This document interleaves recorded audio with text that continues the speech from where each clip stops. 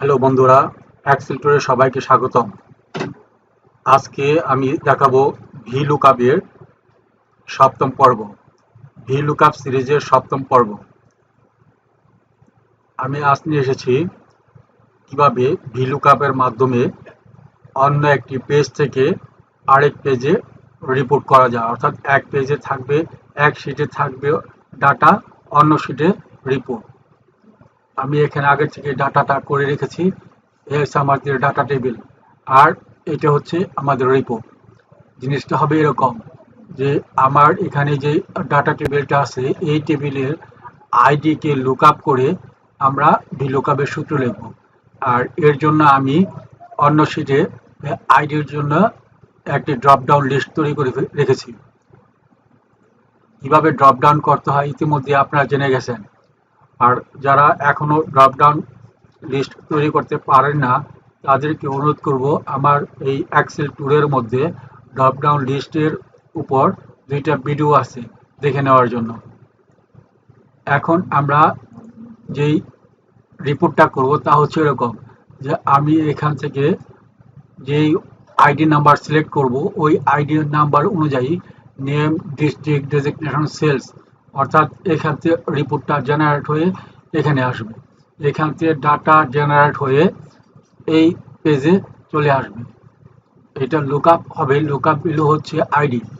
এই আইডিকে আমরা যদি চার করি তাহলে আসবে আকাশ, গাজীপুর, সেলস ম্যানেজার ৪৫,০০০। এটা এই ডাটাতে আছে ১,১০৪, ১০৪ আকাশ, গাজীপুর, সেলস ম্যানেজার ৪৫,০০০। আবার আমরা যদি এখানে অন্য আরেকটি আইডি সিলেক্ট করি ১০৬, ১০৬ আছে মনির, রাজশাহী, অ্যাসিস্ট্যান্ট ম্যানেজার ৪০,০০০। ১০৬ আছে মনির, রাজশাহী, অ্যাসিস্ট্যান্ট ম্যানেজার ৪০,০০০। এই রিপোর্টটা আমরা কিভাবে করব তা আমরা দেখাবো। তাহলে চলুন আমরা দেখি ভিলুকআপের মাধ্যমে কিভাবে এক পেজ থেকে, এক পেজের ডাটা থেকে অন্য পেজে রিপোর্ট তৈরি করা যায়।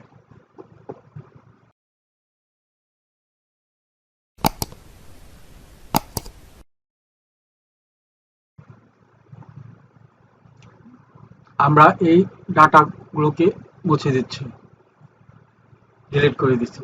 এখন এখানে আমরা ভিলুকআপের সূত্র লিখব। আমরা ইতিমধ্যে সবাই ভিলুকআপের সাধারণ সূত্রটা শিখে গেছি।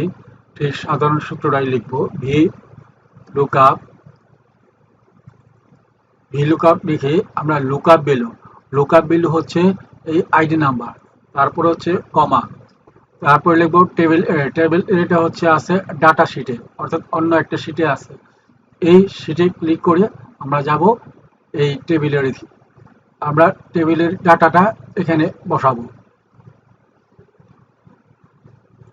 আমরা এই ফর্মুলা বারের মধ্যে টেবিলের ডাটাটা বসলো। এই টেবিল এরিয়াটা এখান থেকে ডাটা থেকে, অর্থাৎ শিটের নাম হচ্ছে ডাটা, তাই এই ডাটা আশ্চর্যবোধক চিহ্ন, তারপর টেবিলের এরিয়াটা, রেঞ্জটা, তারপর এই ফর্মুলা বাড়িয়ে আমরা সূত্রের মধ্যে কমা দিব। এরপর আমরা দিব কলাম ইন্ডেক্স। যেহেতু আমরা নেম বের করব, নেম হচ্ছে এই টেবিলের ২ নাম্বার কলাম, অর্থাৎ ২ নাম্বার ইন্ডেক্স, নাম্বার ২ কমা, এরপর আমরা একজাক্ট ম্যাচের জন্য বরাবরের মতো 0 দিব এবং ক্লোজ করব, ব্র্যাকেট ক্লোজ করে এন্টার দিব। তাহলে আমাদের এই নেমের জায়গায় মনির আসলো ১০৬।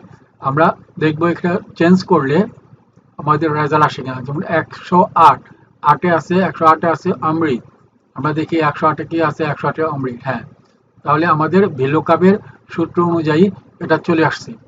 এরপর আমি বাকিগুলি কিভাবে করব। বাকিগুলি করার জন্য এর পূর্বে আমি দেখিয়েছিলাম কিভাবে লক করে লুকআপ ভ্যালু এবং টেবিল এরিয়াকে লক করে, তারপর ড্র্যাগ করে, তারপর ইন্ডেক্স নাম্বার চেঞ্জ করে কিভাবে আমরা পেস্ট করতে পারি, কপি পেস্ট করতে পারি। তাহলে এই নেমের ঘরে যেখানে আমি ভিলুকআপ সূত্র এখন লিখলাম, এখানে ডাবল ক্লিক করব। তাহলে এই সূত্রটাকে, এই লুকআপ ভ্যালুটাকে আমরা এখানে কার্সর রেখে F4 প্রেস করব। F4 প্রেস করলে এটা লক হয়ে যাবে বা অ্যাবসলিউট হয়ে যাবে। আর এই ডাটার পর যে ডাটা হচ্ছে পেজ, শিটের নাম, এই শিটের পরে যে ভ্যালুটা আছে অর্থাৎ যে রেঞ্জটা আছে এই রেঞ্জটাকে আমরা সিলেক্ট করে আবার F4 প্রেস করে এটাকে লক করে দেব। লক করে এন্টার। এখন এটাকে আমরা যদি কপি পেস্ট করি তাহলে সব জায়গায় অমৃত আসবে। আমরা ড্রাগ করে আমরা পেস্ট করলাম, এখানে সব জায়গায় সবগুলো কলামে অমৃত আসছে অর্থাৎ নামটাই আসছে। কেন নামটা আসছে? যেহেতু আমরা এখানে দিয়েছিলাম কলাম ইন্ডেক্স 2 এবং এটাও কলাম ইন্ডেক্স 2, অর্থাৎ এখানেও আমাদের কলাম ইন্ডেক্স 2i আছে, আবার এখানেও কলাম ইন্ডেক্স 2 আছে, আবার এখানেও কলাম ইন্ডেক্স 2 আছে। অতএব সব জায়গায় নামটা পেস্ট হয়েছে। এখন আমরা যেহেতু ডিস্ট্রিক্ট আছে 3 নাম্বার কলামে, 1 2 3 3 নাম্বার কলামে, তাহলে এটা হবে 2 এর জায়গায় 3, এটার ইন্ডেক্স নাম্বার হবে 3। এন্টার দিয়ে সাথে সাথে আমাদের ডিস্ট্রিক্ট চলে আসবে। আবার এরপর ডিস্ট্রিক্টের জায়গায় ডিস্ট্রিক্ট যেহেতু আছে এই ডাটা টেবিলের 4 নাম্বার কলামে অর্থাৎ 4 নাম্বার ইন্ডেক্স, তাহলে এটা হবে 4 নাম্বার 4 স্ট্রিং 4 এন্টার। আর সেলস যেহেতু আছে এই ডাটা টেবিলে সেলস আছে 5 নাম্বার কলামে, তাহলে এটা ইন্ডেক্স নাম্বার হবে 5, আমরা এখানে 5 লিখে দেব। এই 2 এর জায়গায় আমরা লিখব 5 দিয়ে এন্টার।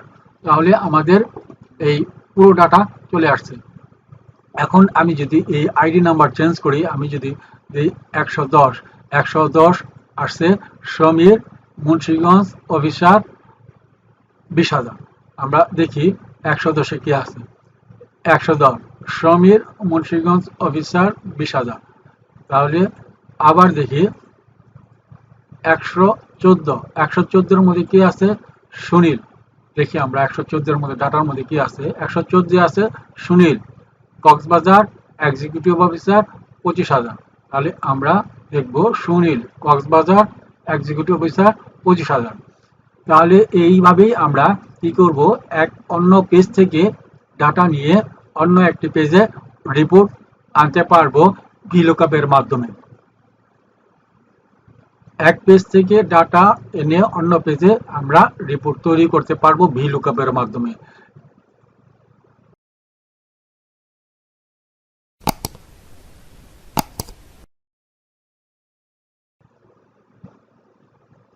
বন্ধুরা, যা আমার এই ভিডিওতে দেখছেন তাদেরকে অনুরোধ করব সাবস্ক্রাইব করার জন্য, লাইক করার জন্য, শেয়ার করার জন্য। আর যারা ইতিমধ্যে শেয়ার, লাইক, সাবস্ক্রাইব করছেন তাদেরকে ধন্যবাদ এবং আগামী টিউটোরিয়াল দেখার জন্য আমন্ত্রণ জানাচ্ছি।